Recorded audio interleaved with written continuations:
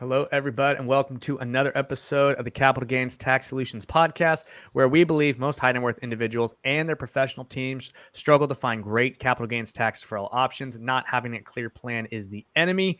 Using a proven tax deferral strategy, such as the Deferred Sales Trust, is the best way to exit highly appreciated assets tax deferred so we can create, preserve, and grow your wealth. I'm your co host, Pearson York, filling in for Brett Swarts. In each episode, I'm joined by some of the best wealth, business, real estate, and leadership individuals in the world to share ideas, deal stories, and inspiration. So together we can make complex tax deferral strategies simple and passive income plans achievable. As always, we're streaming on the Expert CRE Secrets podcast, as well as the Capital Gains Tax Solutions YouTube channel. So please hit the like button, subscribe button, leave a comment. Helps out the channel, the algorithm. I'm pumped about this next guest. We were just talking a little bit before the show, and we got a ton of interesting content to go over today. Investing outside the United States, why the wealthy are doing it. So please welcome David Kafka. David, welcome to the show, man. Hey, how you doing, Pearson? Thanks, buddy. Doing Thanks incredible. for having me. Yeah, absolutely, man. Good. So brief background story. Give it to us. What do you got? Yeah, so originally from Charleston, South Carolina. I was a fireman and started a landscape company on the side, and then just didn't like all my money was going to taxes and whatever else you could think of, insurance and all that. And so had to think of there's a better way with less government. And I was reading a book from Irwin Schiff called How Not to Pay Income Tax. And so I'm like, man, I'm going to go to Belize, Mexico, Costa Rica, and check it out.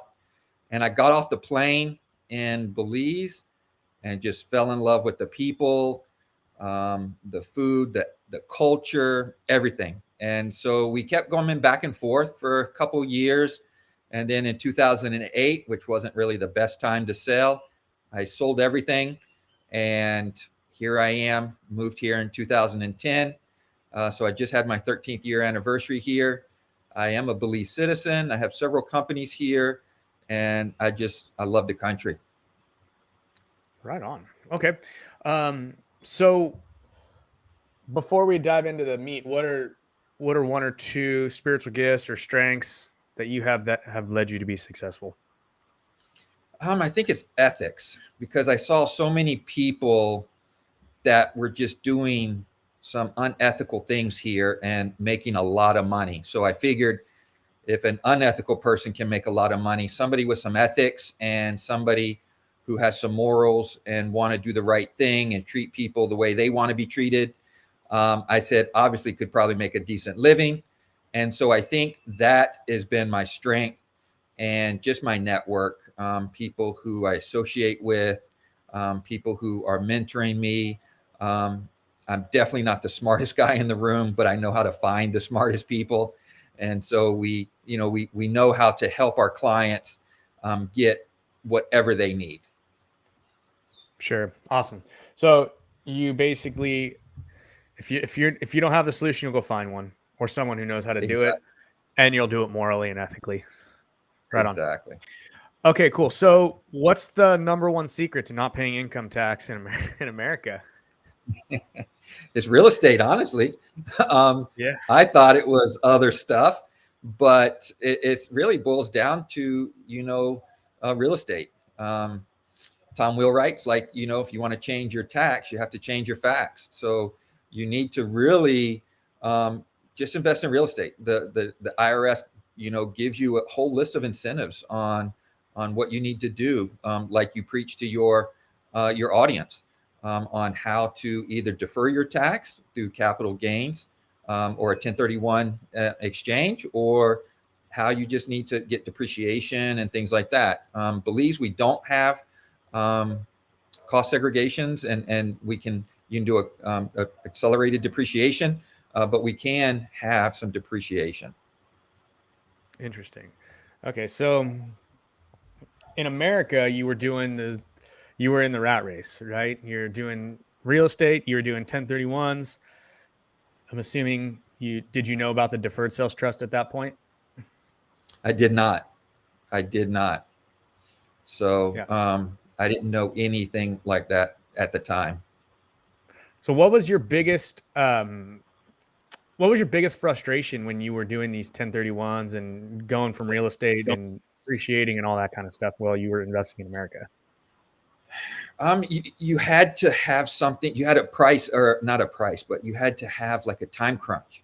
You had to have something, sought out and picture and in contract and pointed out, and it just wasn't. For me, I have some pretty stringent guidelines that I like to follow, and so I didn't. A 1031 wasn't really right for me. So I would just, buy and sell and just pay the tax, honestly, because I didn't know about, the deferred trust. Yeah. And that's a pretty common, answer that we get, and they're like, oh, it's those time constraints, right? We got 45 days to find something to go into and can't we're just going to pay our tax and go. I mean, how much of those taxes, right, would have been so much better used, right? With, Exactly. with you managing it instead of the government. Although we need people to pay our taxes, so if they want to do that, hey, we need those people. So right on. But it sounded like Exactly. that wasn't your MO. It wasn't. So in response to that, right, like there's a couple things you can do in America. We're going to get into why you went off and moved to Belize and talk about some of the benefits of that. But since we're on this topic, the Deferred Sales Trust is an alternative to that 1031 where you don't have to have those time constraints. You don't have those kind constraints. You don't have the jail of 1031, right? You can liquidate any asset. It doesn't have to be, could have been your lawnmower business, right? Where you're paying all the overhead and all the insurance and all the employees and you're cutting lawns and all this kind of stuff, right? And that's a lot of work and trading a lot of time for dollars. And scale is there if you do it right and you have the employees, but that comes with overhead, more costs and all that kind of stuff. And so getting out of that race, right? When you sell, you can sell a business, you can sell a stock, you can sell highly appreciated asset, anything. And you can defer the tax, go into liquid grade securities or bonds or a startup or real estate when you want. So you get control over the timing. You get the ability to go in and out of the real estate market when it makes sense, right? Like you kind of said, you sold in 2008. That's a tough time to sell, right? Right. We were taught Right. to buy high, buy low and sell high. Right? It should have been. Right. So we had a gentleman who, and this is just to kind of share the power of the Deferred Sales Trust, right? We had a gentleman who in 2006 said he wanted to sell everything. The 1031 wasn't for him. He had this $20 million building in Minnesota. He ended up using the Deferred Sales Trust. He deferred, I don't know, $3 million or so in tax, paid off all of his debt. He got real liquid. He earned a modest 4 to 5% return, but he waited. And in 2012, when the bank called him and they said, hey, we got this property that you sold from in 2006. We're foreclosing on the buyer. Do you want to buy it back? He says, well, how much is it? And they're like, well, it's about 40% off what you sold it for. He's like, yeah, give me 3 days. He partners with his trust. He goes back, he buys it back at a 40% discount. So it's amazing. That doesn't happen every day, but it's amazing how you can play if you're positioned well. So that's kind of what we do over here at Capital Gains Tax Solutions is we help people with those, with those strategies and so on and so forth. So we have a mastermind every Friday, 10 a.m. Pacific, 1 p.m. Eastern. So for those of you that have highly appreciated assets or you want to learn more about it, go to capitalgainstaxsolutions.com and check that out. Now, the other option, right, is do what David did. David went off into Belize, and now we have some alternative investments that are highly profitable. So let's dive into that a little bit. Why Belize? I picked it mainly because it was English speaking. It's a very safe country, democracy wise, right? Government it's a British Commonwealth. So it's more like Canada than the US. We have a prime minister, not a president. But there's no capital gains tax in the country of Belize. So you can make as much money as you want. Now, as a U.S. citizen, we'd still want to use the deferred sales trust because we do still have capital gains and things like that in the U.S. that we have to pay. Also, it's a foreigner is treated like a local. So it's full title ownership. So just like owning property in the U.S., you get full title on it. It's not like in Mexico where if it's near the water, it's a fideicomiso or something like that. So there's so many positives. The dollar pegs 2 to 1. The property rights are just phenomenal, and it's great for asset protection and for privacy protection as well. Very interesting. Okay, so what are the types of investments that you're investing in over there? So I have some single family. I have some multifamily. I love land, right? So I love acreage. So we're buying acreage, subdividing it, and selling it off to people on payments. We're doing a chocolate farm right now where we have one of the largest, or it's the largest chocolate farm in the country of Belize. And we are parceling it out and inviting people who want to be a part of it to come on and invest in that. And we do all the work for you. I've spent all my time, doing everything, and we just want other people to invest with it. I believe in agriculture. I love agriculture. I've looked at many different product types here.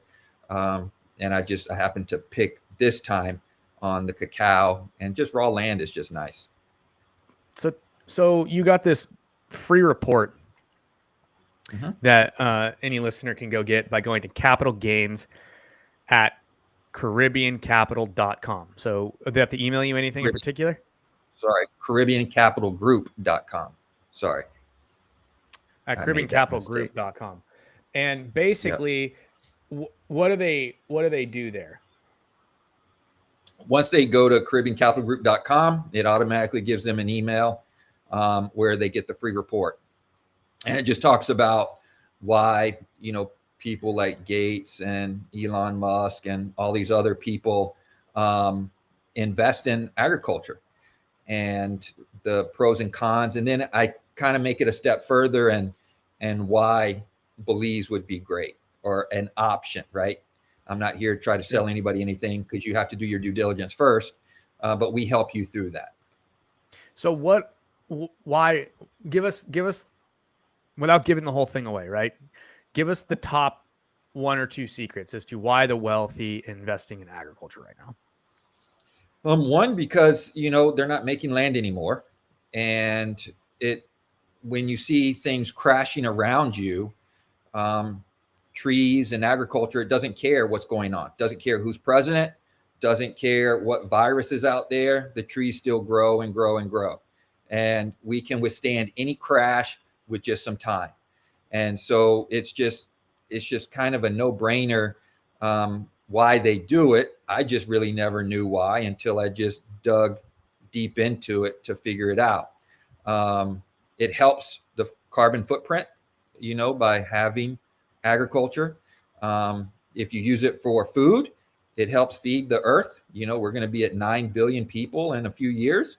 So we're going to have some struggles with feeding everybody. I mean, we already do now, but that's another story why people go hungry.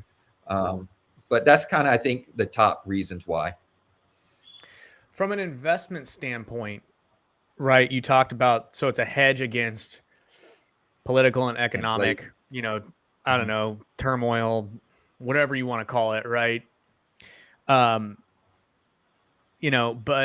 what about agriculturally specific from like an investment standpoint is advantageous? Well, it keeps going up in value, especially, talking about Belize or in any tourist destination. It's going to just keep going up and up and up as more and more land sells. I've seen it, in the 13 years I've been living here, agriculture just goes up, whether you just sit on it or you do something with it, or you can even lease it out to people who will then farm it for you. So to me, that's just one of the main reasons is it's a hedge against inflation. Also, you get some depreciation. we can depreciate all of our trees on our chocolate farm. So if you have a farm of some sort, you can depreciate those. So it's just, not a tax accountant, so want to check with your own tax advice or tax professional. But my tax professional just came back and said we can depreciate all the trees on the farm. That's interesting. You can depreciate a growing asset. I know. Yep, exactly. Huh. I thought so too. I didn't think we could. And then when he came back, I mean, we can't, do a accelerated depreciation or anything like that. But we can do just a normal, a normal depreciation. When people go to your website, they download this book, what are some of the reasons why you chose Belize as, as far as the 1% investing in agriculture, you take a step further in Belize. We kind of already talked about the political climate being relatively similar to the United States. We talked about it being English speaking. So barrier to entry might be a little bit lower from like an economic standpoint. What is there anything in particular that Belize brings that is advantageous to someone? Yeah, we don't have like a residency of some sort. We do have, the taxes are super low. My one house in Placencia, I pay 25 Belize dollars. So it's half of that in US dollars on property tax a year. My house in San Pedro, I pay 160 Belize dollars a year. So the taxes are just really low. And on my agriculture, I pay around $20 to $25 an acre, US. So the barrier entry is low. I mean, we have prices as low as $10,000 for a lot, all the way up to, millions of dollars for, 8, 9, 10, 12,000 acres. So abundance of land. You can catch acreage for relatively cheap. What's like the prices over there relative to the United States? Yeah, we just closed this week on 53 acres on a river. Everything I buy, I like water, so I want some type of water on it because I think it adds in value. We just closed on 53 acres, and it was around $55,000. So it's about $1,000 an acre. Now I feel like we've gotten a good deal. 55 and you got grand. 53 acres with a river running through it. Yep. Wow. So we'll subdivide that. We'll sell off everything around us and keep, several acres on the river. I sold 49 acres for $35,000 a couple months ago. It's not on any water or anything, but it's just there's so many opportunities out there like that, so it's definitely the cost to entry is a lot less than other Caribbean areas, per square foot or, for the water or, per acre when you're looking at agriculture. You mentioned some other countries that you're looking into. What are they and what is enticing about those? So my wife is from Nicaragua. So I've always been, my dream is to be on a mountain and looking at the ocean. And I can't do that here in Belize because it's pretty flat, but I can do that in Nicaragua. So we bought a lot there that we'll build probably a short-term rental on, and it was in the 50 grand range, where I can see the ocean, but I'm still like 15 minutes away from the ocean. Looking at Mexico right now, one of the border towns to Belize and Mexico. A lot of Belizeans go over there, and so I was looking at maybe doing an Airbnb or two just over there and promote it in country for Belizeans to go over and stay instead of a hotel, get a better rate, and they get a whole house. So those are just some things I'm looking at. There's just, when people come here, you're just amazed at all the opportunity that you see around you. You just have to be careful not to get, shiny penny syndrome. Belize is on the was it the eastern side of of the Caribbean. South American continent? It's in Central America. So it's right below it. Belize is hovered around Mexico, Guatemala, and Honduras. So we're kind of right around there, but on the Caribbean. So it's we have a lot of oceanfront, Caribbean. We have over 200 islands, if you will, off the coast that you can go to or buy. It's one of the top fishing destinations for fly fishing, snorkeling, diving. We have the largest barrier reef, living barrier reef, right outside the Great Barrier Reef in Australia. So it's very popular tourist destination.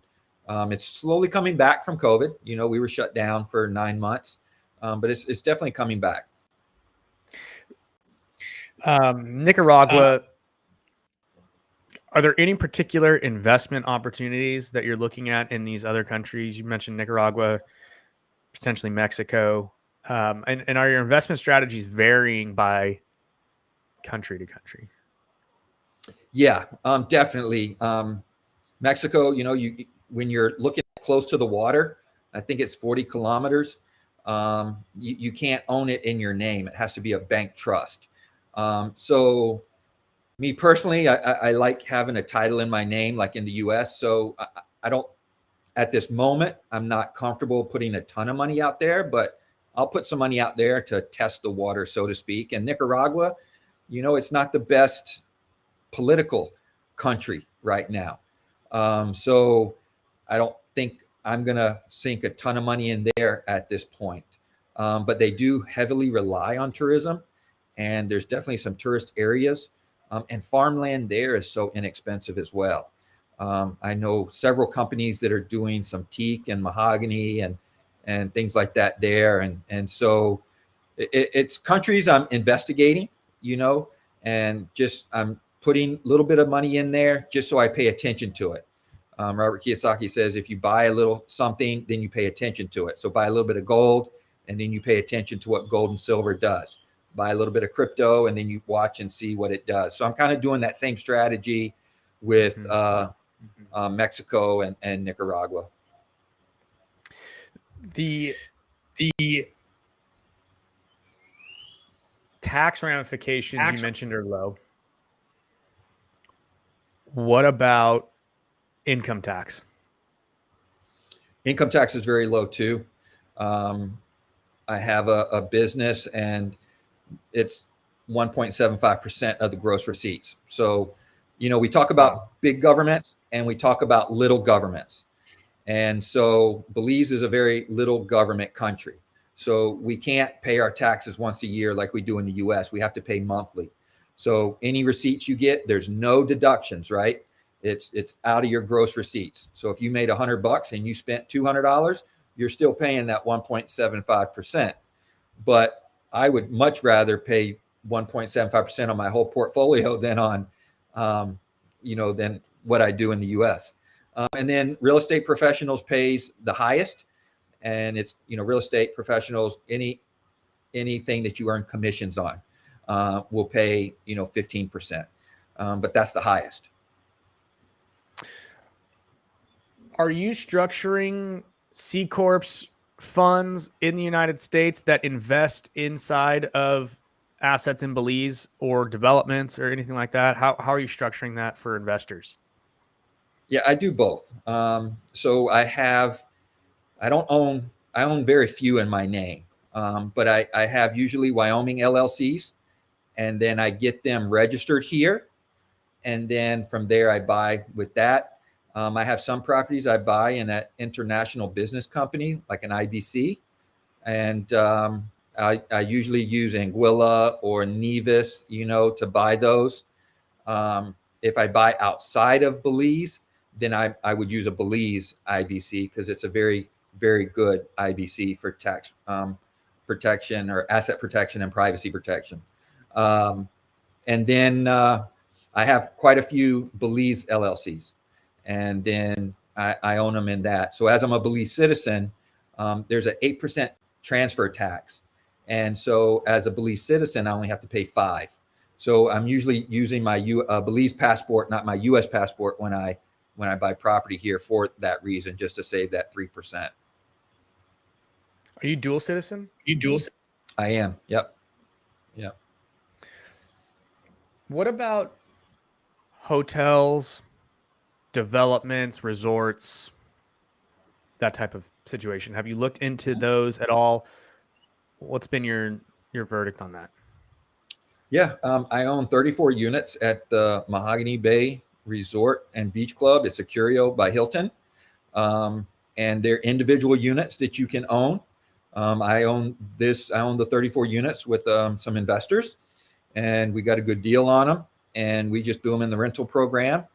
And what they do everything, right? They do the renting out, they do the cleaning, the maintenance, and we just get a quarterly report and invest that way. But people can buy their resort if they want. They could buy a lot and build a resort. But it's pretty cool. There's a Marriott here as well. I have friends that own in there. And so you could definitely, condo hotels, if you will, so you buy the unit and they rent it out for you. The price per acre lots and stuff like that near the ocean are got to be more expensive than the ones. Yeah. What would a price for a lot, a 10-acre lot or whatever near the ocean kind of go for? And is there any available? Yeah, so I have I think it's 21 acres right now. It has 2 houses on it.